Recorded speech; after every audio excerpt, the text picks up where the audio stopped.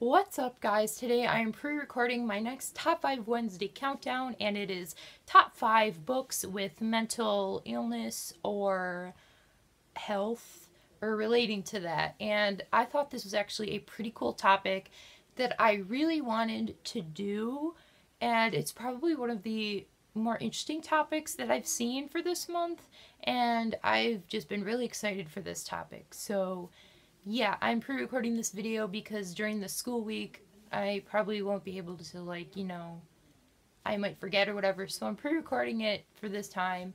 But anyway, let's jump into this countdown and show you, in my opinion, top 5 books with mental health or illness in them. Number 5 on my list is 13 Reasons Why by Jay Asher.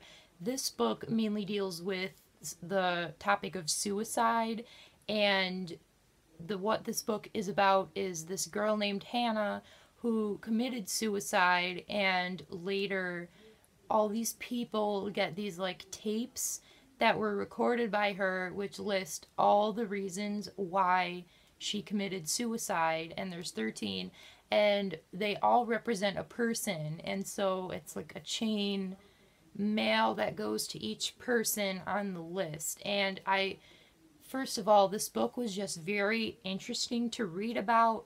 It was very sad to hear about Hannah's story, and I think this is a great example that sometimes it doesn't turn out well in the end for some people. Like, some people lose that battle, and it's great, well, not great to see or read about that, but great to see that it's not always oh, she got better out of nowhere.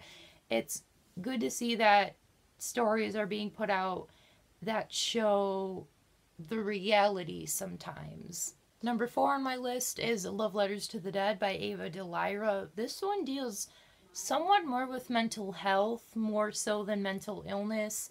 What this book is about is this girl named Laurel, and her sister has died, and she's dealing with the aftermath of that. And the book starts with her English teacher, or one of her school teachers, giving her an assignment where you have to write to a dead person. And what she begins to do is keep a journal full of letters to dead people, but people who have died young and tragically, like Kurt Cobain, Judy Garland, Amy Winehouse, people like that. I just thought this was a very well written book. There are so many quotes from this that I just really, really enjoyed. The story was just so interesting to me, and it was very easy to read, and it was just a very, I don't know, I guess empowering story to read about this girl dealing with the death of her sister and how she mentally has to cope with that, and also how her family tries to heal from that. It's just a very interesting and somewhat empowering book. Number 3 on my list is We Were Liars by E. Lockhart, which is probably one of my most favorite standalones that I've ever read.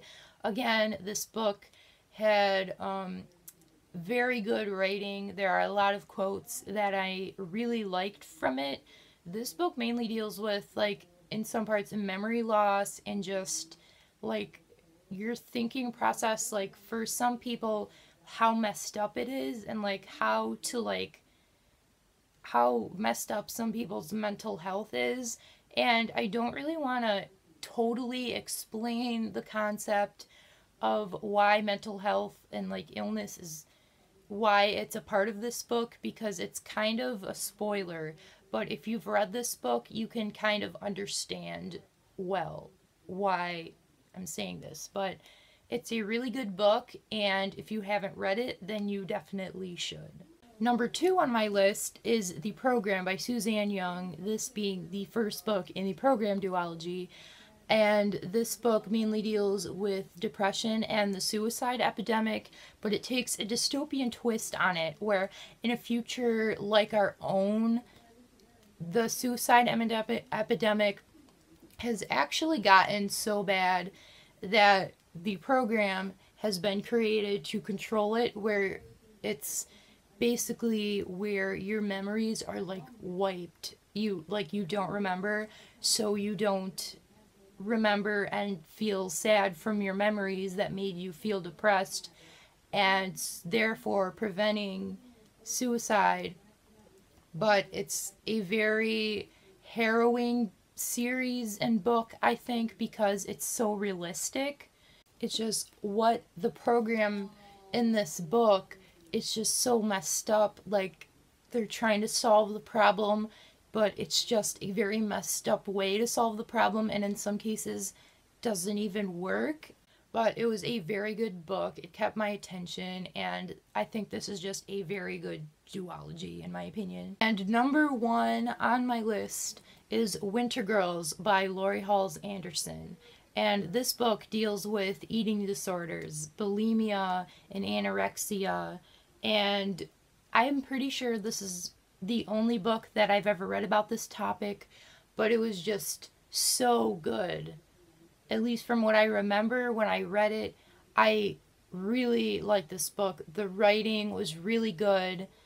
Lori Halls Anderson, this is the only book I've read by her, but it was such a well-written book, and it put me into the eyes of the main character of this story, and I like can't even really relate because I don't have like eating disorders, but it totally made it feel like I was in their shoes.